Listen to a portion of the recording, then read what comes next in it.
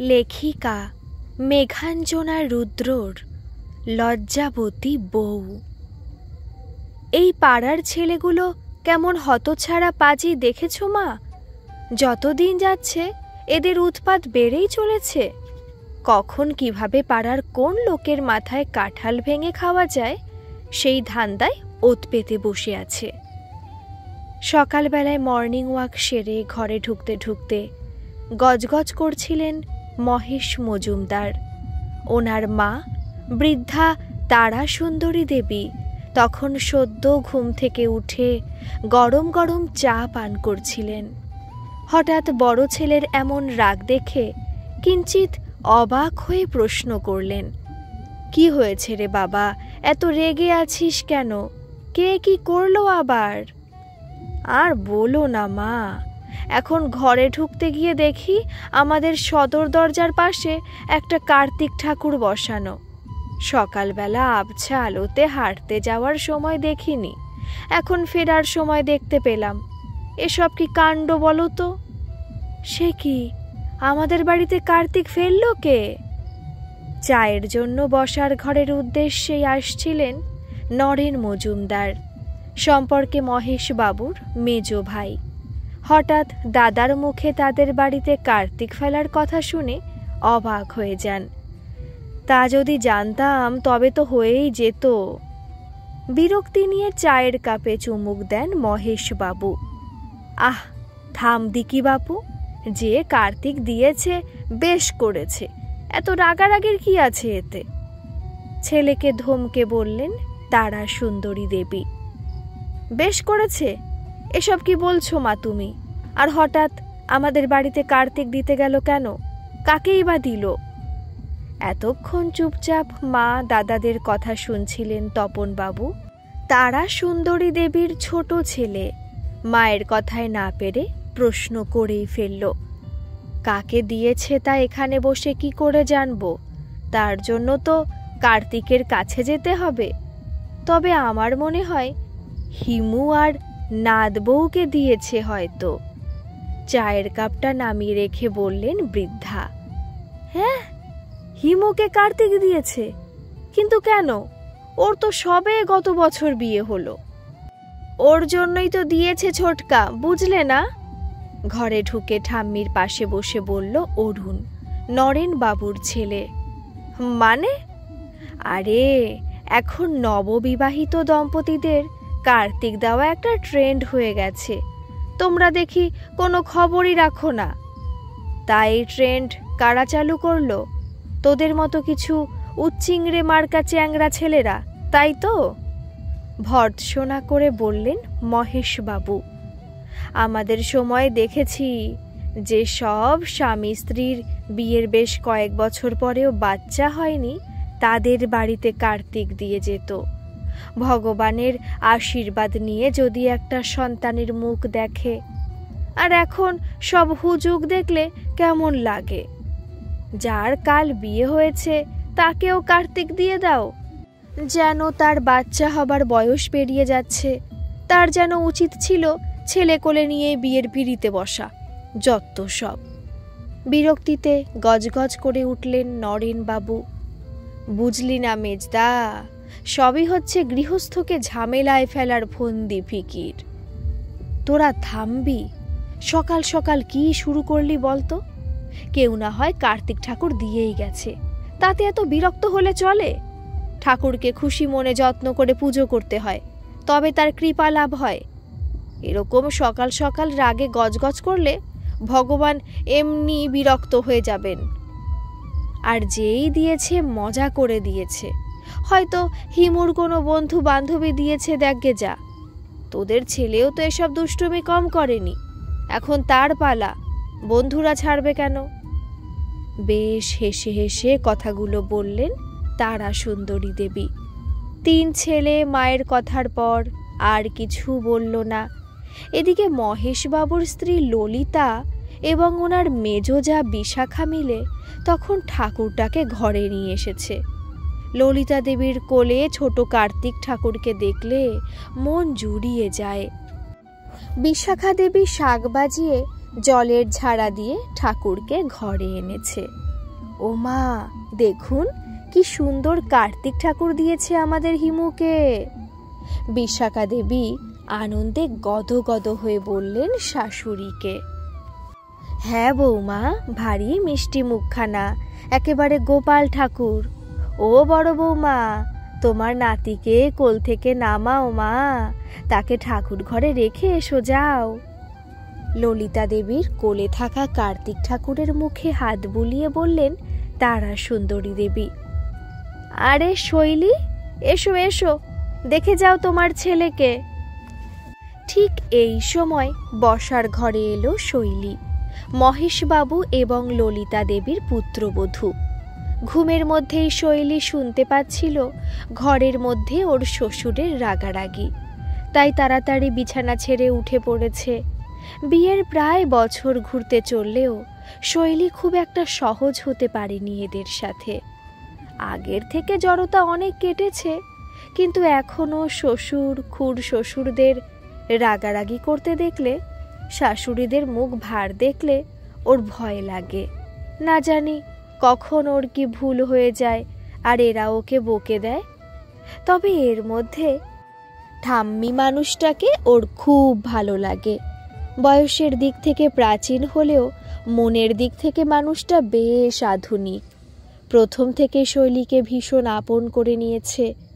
দেওর ননদগুলোর সাথেও সম্পর্ক আগের থেকে সহজ হয়েছে, কিন্তু ওই যে তিন শ্বশুর শাশুড়ির প্রতি ভয়টা এই সব কিছুর থেকে বেশি। তাই তো আজ সকাল সকাল শ্বশুর মশাই এবং তার ভাইদের বিরক্তি নিয়ে কথা বলতে শুনে ঘুম ছুটে গেছে শৈলীর। তড়িঘড়ি উঠে ফ্রেশ হয়ে বসার ঘরে এসেছে ব্যাপারটা কি হয়েছে দেখতে। আর আসা মাত্রই মেজ খুড়শাশুড়ির এমন কথা শুনে ভেবলে গেছে, ওর ছেলে মানে কি? কোথা থেকে ছেলে এলো ওর? হতবুদ্ধি হয়ে শৈলীকে দাঁড়িয়ে থাকতে দেখে ঠাম্মি সহ দেওর ননদগুলো হো হো করে হেসে ওঠে। ততক্ষণে বাড়ির বাকি সবাইও ঘুম থেকে উঠে এই বসার ঘরে চলে এসেছে। ওদের হাসতে দেখে শৈলী আরেকটু অবাক হয়। ব্যাপার কি?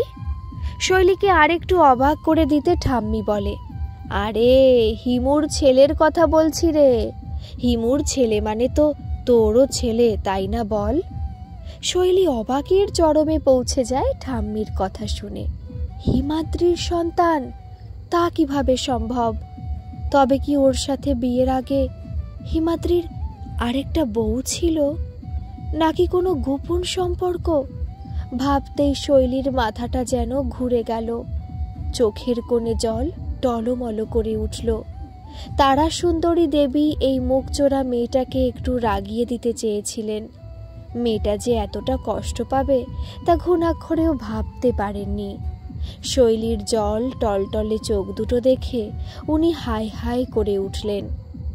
আরে আরে, এই মেয়ে যে কেঁদে ফেলবে মনে হচ্ছে। ওরে পাগলি, তোর স্বামীর সন্তান মজা করে বলেছি রে।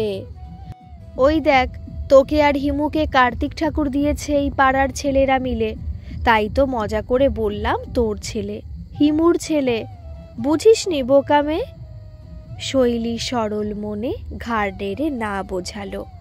তখন ঠাম্মি আর দেওর ননদগুলো ওকে সব বুঝিয়ে দিল কার্তিক দেওয়ার ব্যাপারে। শুনে শৈলী একটু লজ্জা পেল। না জেনে বুঝে কেমন আচরণটা করে ফেলল। শৈলীর লজ্জা দেখে ছোট ননদ মজা করে বলল, ঠাম্মি গত বছর নয়নদা আর ওর বউকে কার্তিক দিল। এবছরই বৌদি প্রেগনেন্ট, আর কয়েকদিন পরেই বাচ্চা হবে। সুমন দাদেরও তাই। আর এবছর আমাদের দাদাভাইকে কার্তিক দিয়েছে। তাহলে কি পরের বছর আমাদের ঘরেও ছোট সদস্য আসবে? শৈলী ভীষণ লজ্জা পায় কথাটায়। এরা এত দুষ্টু কেন? ঠাম্মি তাই দেখে হেসে বলল, ছোট সদস্য আসবে নাকি তা আমি কি করে জানবো? এই তো তোর বৌদিদি রয়েছে এখানে, তাকে জিজ্ঞেস কর। কাল তোর দাদাভাই আসবে, তাকেও জিজ্ঞেস করতে পারিস। কি রে, বল নাথ বউ? শৈলী লজ্জায় মুখ নামিয়ে ফেলে। ঠাম্মি ওর মুখটা তুলে বলে, আমার হিমুর বউটা এত লাজুক কেন? ছেলেটার তো সারা জীবন বউয়ের লজ্জা ভাঙাতেই কেটে যাবে। শৈলীর গালগুলো লাল হয়ে উঠল। তারা সুন্দরী দেবী নাদবউকে আদর করে বললেন, হিমু এলে বলবো, ভাই তোর বউটা তোকে খুব ভালোবাসে, ওকে কখনো কষ্ট দিস না। এই দেখ না, আমি শুধুমাত্র বলেছিলাম হিমুর ছেলেকে দেখ, তাতেই তোর বউয়ের নাকের জলে চোখের জলে অবস্থা। সে ভাবছে তার স্বামীর বোধহয় অন্য আরেকটা সংসার আছে। এই মেয়ে তোর ব্যাপারে খুব সতর্ক। পাশ থেকে ফোড়ন কেটে ছোট দেওর বলল, ভীষণ পজেসিভ। শৈলী হেসে ফেলল ওর কথা শুনে। সত্যি কি ওর চোখ মুখ দেখে তখন অমন মনে হচ্ছিল? ও বৌদিদি, এই দেখো তোমার ছেলে হাতে একেবারে চিঠি নিয়ে এসেছে গো, নাও পড়ে দেখো। মেজো কাকুর মেয়ে ঠাকুর ঘর থেকে ছুটে এসে বলল। শৈলী চিঠিটা দেখে একটু অবাক হলো। ওর হাত থেকে চিঠিটা নিয়ে পড়ার পর একটু লজ্জাও পেল। তা দেখে অরুণ বলল, চিঠিতে কি লেখা আছে বৌমণি, যা পড়ে তোমার গাল টমেটো হয়ে গেল? দেখি দেখি। শৈলী চট করে চিঠিটা লুকিয়ে ফেলে। এই চিঠি ওদের হাতে পড়লে লজ্জার বাকি কিছু থাকবে না। তা দেখে ওরা হেসে লুটোপুটি খায়। তারা সুন্দরী দেবী ওদেরকে ছদ্ম রাগ দেখিয়ে বলেন, এই তোরা থামবি? ও সম্পর্কে তোদের বড় বৌদি হয়, তা ভুলে যাস কেন? সুযোগ পেলেই সবাই ওর পেছনে লাগিস। আর যদি কখনো তোদেরকে ওর পেছনে লাগতে দেখেছি না, তবে সবকটাকে কান ধরে উঠোনে দাঁড় করিয়ে রাখবো, এই বলে দিলুম। ঠাম্মির কথা শুনে ওরা সবাই মিটিমিটি হাসছে। নাদ বউ, তুই ওদের কথায় কান দিস না। চিঠিতে কি লেখা আছে তা বরং তুই নিজে আমাকে পড়ে শোনা দেখি। শুনে শৈলীর আক্কেল গুরুম। এই চিঠিও কিভাবে ঠাম্মাকে পড়ে শোনাবে? শৈলী বুঝতে পারে এরা ঠিক করেই নিয়েছে আজ সারাদিন ওকে লজ্জা দেবে, তাই এখানে বেশিক্ষণ থাকা সুবিধাজনক না। সেই ভেবে কাজের দোহাই দিয়ে শৈলী উঠে যেতেই ওরা এক প্রস্থর নিজেদের মধ্যে হাসাহাসি করে উঠল। রাতে শোয়ার আগে শৈলী বিছানা ঠিক করছিল, ঠিক তখনই ফোনটা বেজে উঠল। স্ক্রিনে হিমাদ্রির নামটা ভেসে উঠতেই শৈলীর বুকটা ধুক ধুক করে উঠল। বিয়ের এতগুলো মাস পরেও শৈলী এই মানুষটার সাথে সহজ হতে পারল না। বেশ কয়েকবার স্বামী স্ত্রীর স্বাভাবিক কাছে আসা-আসি, ভালোবাসা সবই হয়েছে, কিন্তু তবুও আজও হিমাদ্রি আশেপাশে থাকলে ওর সাথে কথা বলার সময় সেই প্রথম দিনের মতো লজ্জা পায় মেয়েটা। শৈলী বুঝতে পারে না এর জন্য ঠিক কাকে দায়ী করা উচিত, ওর অন্তর্মুখী লাজুক স্বভাব নাকি হিমাদ্রির কথায় কথায় ওকে লজ্জা দেবার চেষ্টা। এই যে এখন হিমাদ্রি ফোন করেছে, অন্য কোনো মেয়ে হলে ছো মেরে ফোনটা রিসিভ করত, সারাদিনের জমানো কথার ঝাঁপি খুলে বসত। মান অভিমান খুনসুটিতে ফোন কলের টাইম দীর্ঘায়িত হতো। কিন্তু শৈলী পারে না। ও যদি একটা সিধে সাধা প্রশ্ন করে, হিমাদ্রি সেই কথাটার উত্তর এমনভাবে দেবে যাতে শৈলী লজ্জা পেতে বাধ্য। তাই শৈলী ইচ্ছে হলেও যখন খুশি বরকে ফোন করতে পারে না, তার সাথে কথা বাড়াতে পারে না। নয়তো অন্য সবার মতো ব্যাকুলতা তো ওর মধ্যেও কাজ করে। মানুষটা সারাদিন কি করলো, কি খেলো জানতে ইচ্ছে করে, কিন্তু ওই যে নিজের আকুলতা প্রকাশ করলেই বিপরীত দিক থেকে এক গাদা লজ্জাবান ধেয়ে আসবে, যার থেকে কিভাবে পরিত্রাণ পাওয়া যাবে তা শৈলী জানে না। কলটা কেটে যাওয়ার আগের মুহূর্তে শৈলী রিসিভ করলো, কিন্তু কোনো কথা বলল না, চুপচাপ কানে ধরে রইল। কিন্তু শৈলীর এই নিশ্চুপ নীরবতা বেশিক্ষণ স্থায়ী হলো না। তার আগেই ওই দিক থেকে হিমাদ্রি তড়িঘড়ি করে বলে উঠল, এই শৈলী, এসব কি শুনছি আমি, এগুলো কি সত্যি? শৈলী বুঝল না হিমাদ্রি কিসের কথা বলছে, তাই ভ্যাবাচাকা খেয়ে বলল, কি সত্যি মিথ্যা কিছুই তো বুঝতে পারছি না। হিমাদ্রি লজ্জা লজ্জা গলার স্বর করে বলল, এই যে ঠাম্মি বলল আমি নাকি বাবা হয়ে গেছি, তুমি মা, আমাদের ঘরে ছেলে এসেছে। শৈলী জল খাচ্ছিল। হিমাদ্রির কথায় জল ওর নাকে মুখে উঠে কাশি শুরু হয়ে গেছে। ফোনের ওপাশে তা বুঝতে পেরে হিমাদ্রি বলল, কি হলো, কাশছো কেন, ঠান্ডা লেগেছে? শৈলী, এই শৈলী, কথা বলছো না যে? শৈলী কোনো মতে বলল, গলায় জল আটকে গেছে। সে কি? এই শৈলী, তাড়াতাড়ি ফোনটা মাথার কাছে চেপে ধরো। শৈলী বুঝতে পারল না হিমাদ্রি এসব কেন বলছে।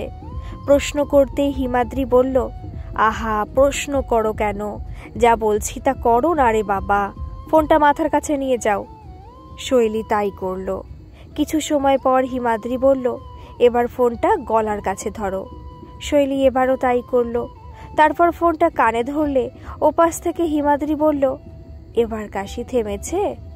শৈলী হ্যাঁ বললে হিমাদ্রি গর্ব করে বলল, থামবেই তো, আমি ম্যাজিক করে দিয়েছি না? অবাক হয়ে শৈলী প্রশ্ন করে, কি ম্যাজিক? আরে দেখনি, খেতে খেতে গলায় লাগলে মা কাকিমা কেমনভাবে পিঠে মাথায় হাত বুলিয়ে ফু দিয়ে দেয়, আমিও তাই করেছি, তবে একটু অন্যরকম ভাবে।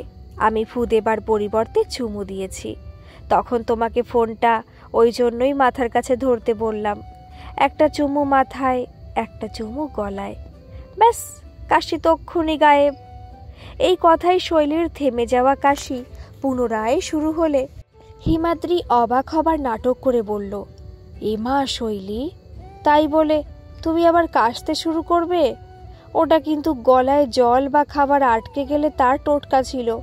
এইভাবে বরের আদর পাওয়ার জন্য ইচ্ছাকৃত কাশলে কিন্তু ওই টোটকায় কাজ হবে না। এর জন্য আমাকে তোমার কাছে আসতে হবে, কিন্তু এখন তো সেই উপায় নেই। কাল আমি বাড়ি এসে তোমার কাশি চিরতরে সারিয়ে দেব, ঠিক আছে বউ?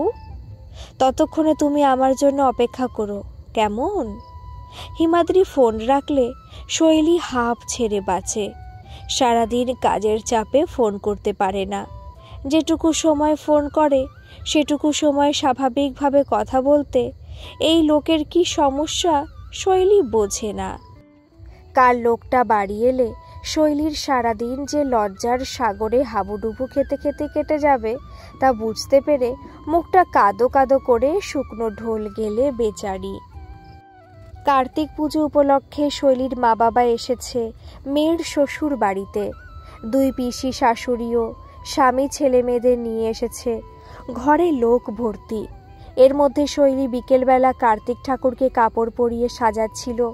কি সুন্দর মুখটা, ঠিক যেন একটা শিশু, দেখলেই আদর করতে ইচ্ছে করে। বাড়িতে সবাই সারাদিন বলাবলি করছে। এবার কার্তিক ঠাকুরের আশীর্বাদে যদি এই বাড়িতে একটা ছোট শিশুর হাসি কান্নার আওয়াজ শোনা যায় তবে খুব ভালো হয়। শৈলী শুনে লজ্জা, সেই সাথে অন্যরকম সুখ অনুভব করেছিল।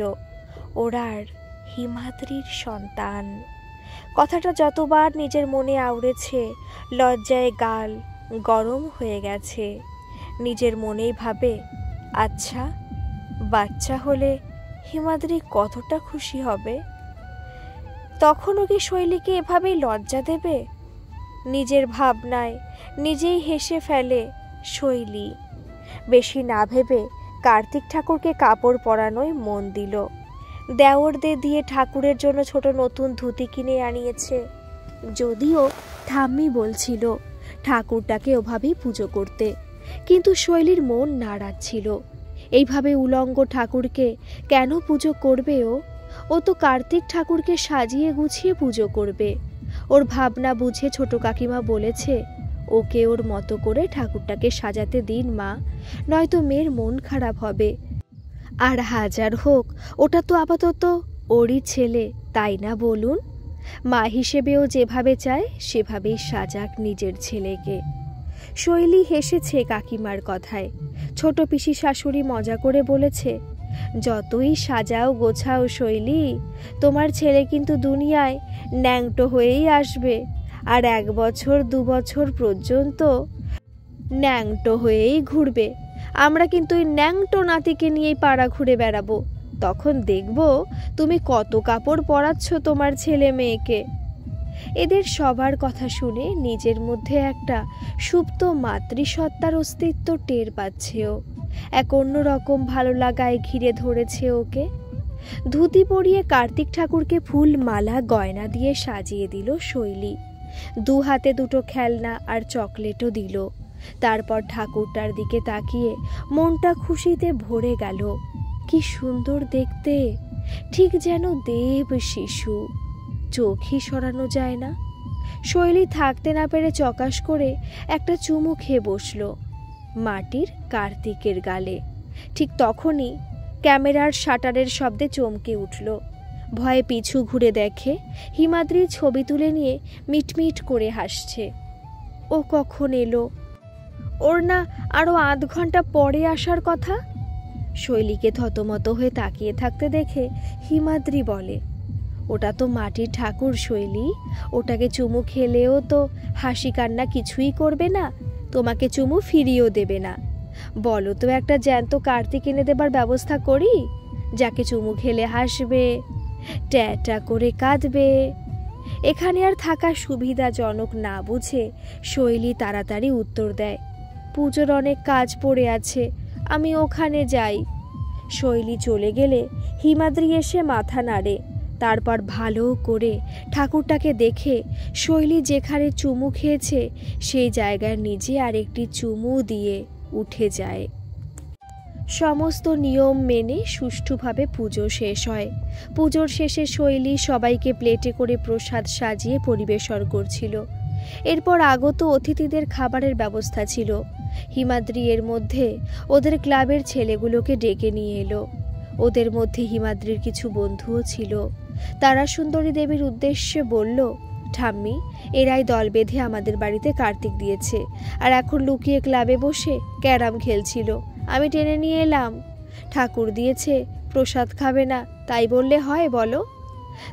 তারা সুন্দরী দেবী বললেন, ও মা, তা কেন? ঠাকুর দিয়েছ যখন, তখন তো প্রসাদ খেয়ে যেতেই হবে। শুধু প্রসাদ না, রাতের খাওয়া দাওয়া সবাই এখানেই করবে। সবাই খুশিতে হ্যাঁ বলে। এর মধ্যে হিমাদ্রি বলে, কিন্তু আসল ষড়যন্ত্রকারীরা এর মধ্যে কোথায় লুকিয়ে পড়ল? তাদের দেখতে পাচ্ছি না কেন? তারা সুন্দরী দেবী অবাক হয়ে বললেন, কাদের কথা বলছিস? হিমাদ্রি উত্তর না দিয়ে ঘরের ভেতর গিয়ে অরুণ আর তনয় দুজনের কান ধরে টেনে নিয়ে এলো। তারপর বাবা কাকাদের উদ্দেশ্যে বলল, বাবা, তুমি পাড়ার ছেলেদের বকাবকি করছিলে না, কিন্তু আসল কালপ্রিট তো এই দুটো।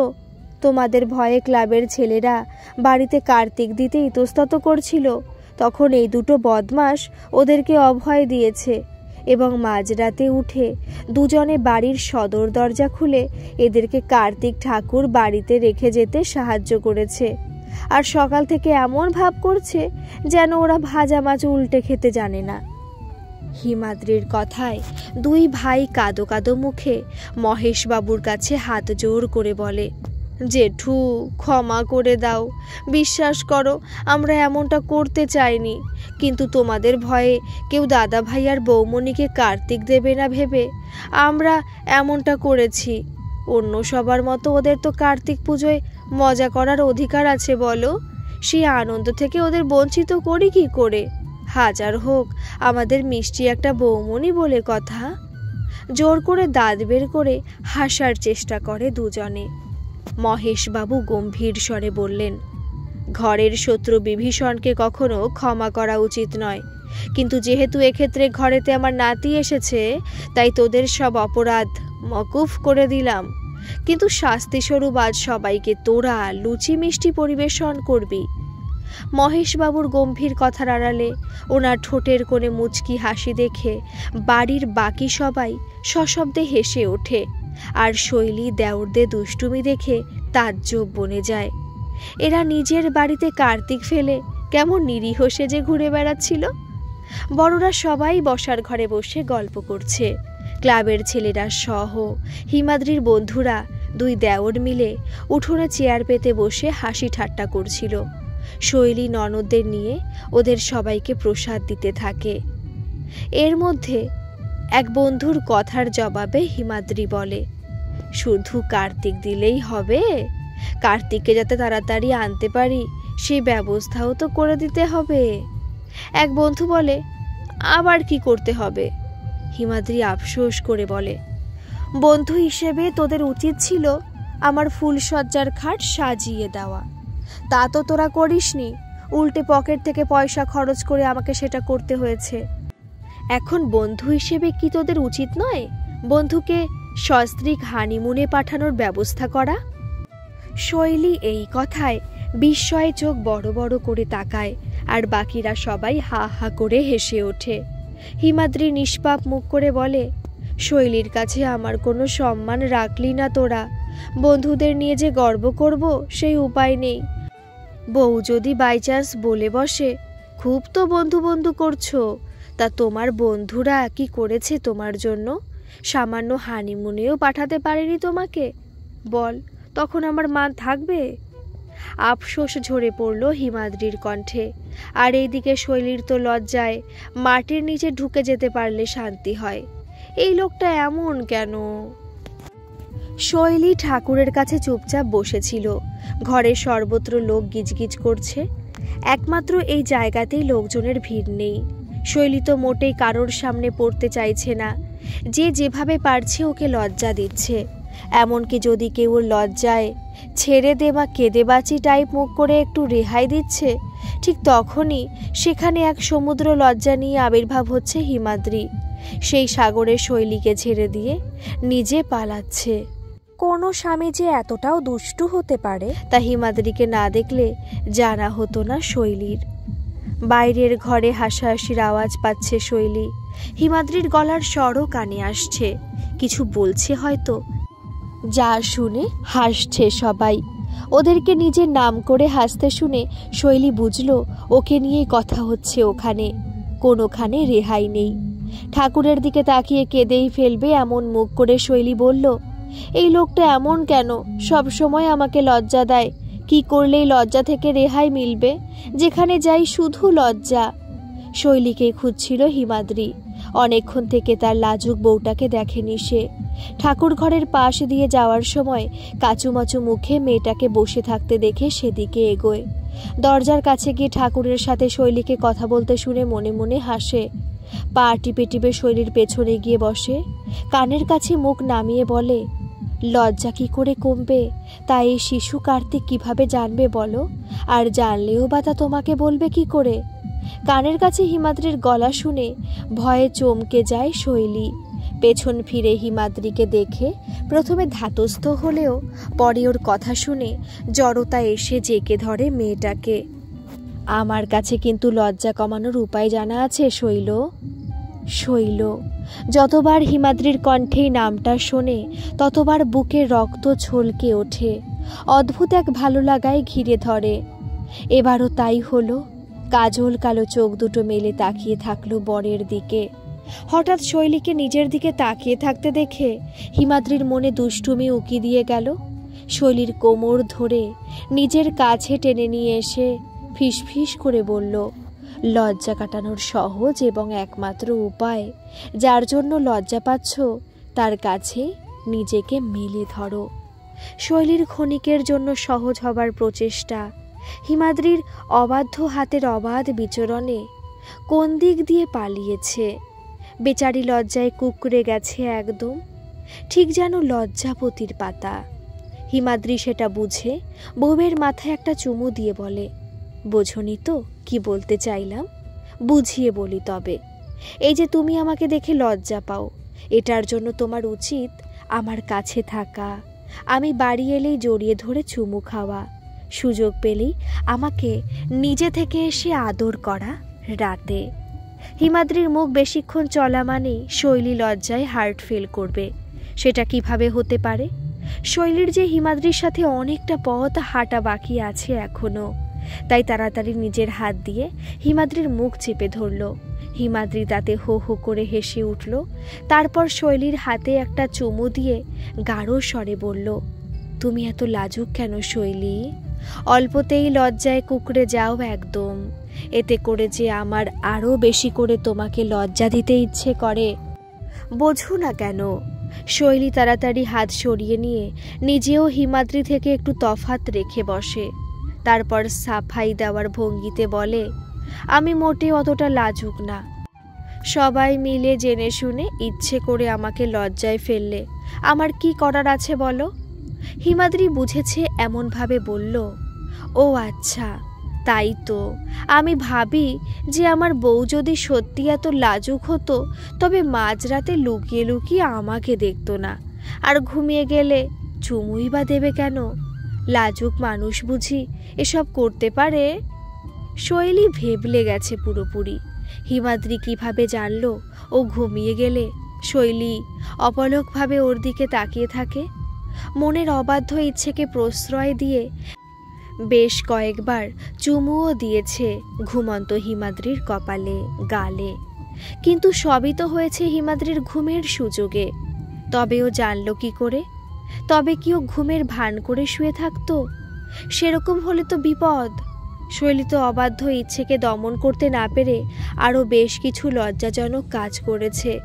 সেগুলোও কি তবে হিমাদ্রি বুঝে গেছে?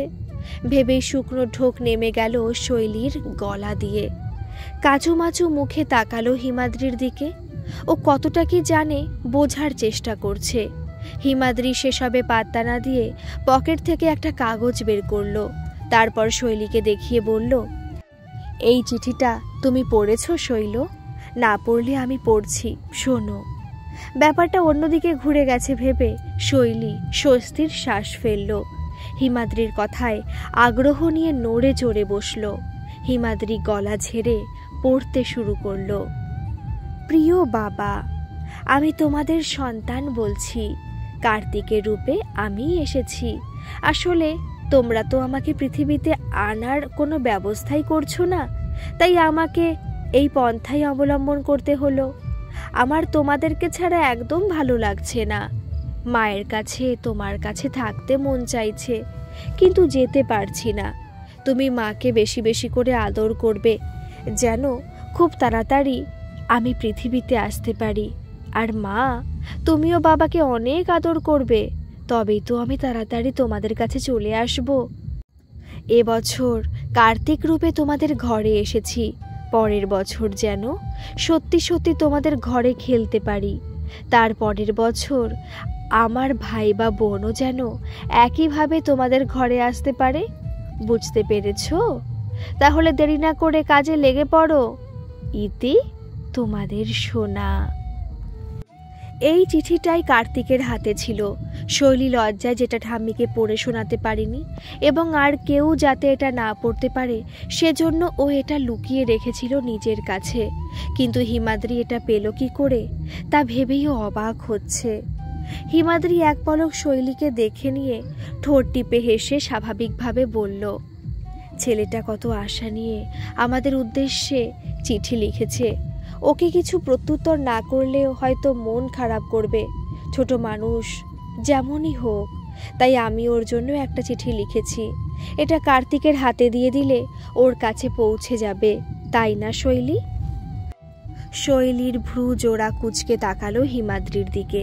হিমাদ্রি তা দেখে হঠাৎ মনে পড়েছে, এমনভাবে বলল, ও, তোমাকে তো শোনানোই হয়নি চিঠিটা। শোনো তবে। প্রিয় বাবাই, আমি তোর বাবা। তোকে ভীষণ ভালোবাসি। তোর দুঃখটা আমি বুঝতে পারলাম, কিন্তু আমার যে ইচ্ছে থাকলে উপায় নেই সোনা।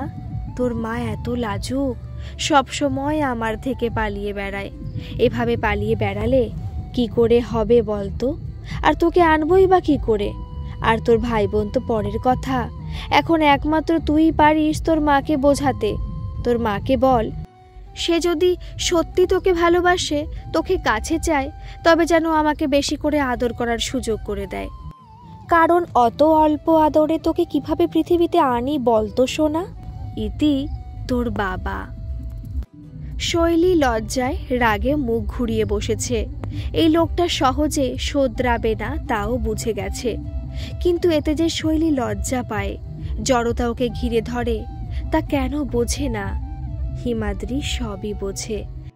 তাই তো চিঠি দুটো পুনরায় পকেটে ঢুকিয়ে বলে, আমার শৈল, এত লাজুক হলে চলবে কি করে বউ? লজ্জাটা দূরে সরিয়ে একটু কাছে এসো। আমি আর তোমার বাচ্চা তোমাকে কাছে পাবার জন্য কষ্টে কষ্টে শুকিয়ে যাচ্ছি, এই দেখো। বলে নিষ্পাপ মুখ করে তাকালো। শৈলী তা দেখে লজ্জা পেয়ে হেসে হিমাদ্রির বুকে মুখ লোকায়। হিমাদ্রি ঠিকই বলেছে, লজ্জা থেকে বাঁচতে লজ্জার সাগরে ঝাঁপ দিতে হবে। বিড়বিড় করে বলল, ঠোঁট কাটা লোক। হিমাদ্রি হেসে শৈলীকে শক্ত করে জড়িয়ে ধরে বলল, আমার লজ্জাবতী বউ, একেবারেই লাজুক লতা। গল্পটি আপনাদের কেমন লাগলো একটা কমেন্ট করে কিন্তু অবশ্যই জানাবেন। আর ভালো লাগলে প্লিজ একটা সাবস্ক্রাইব করে দেবেন। ধন্যবাদ। ভালো থাকবেন, সুস্থ থাকবেন।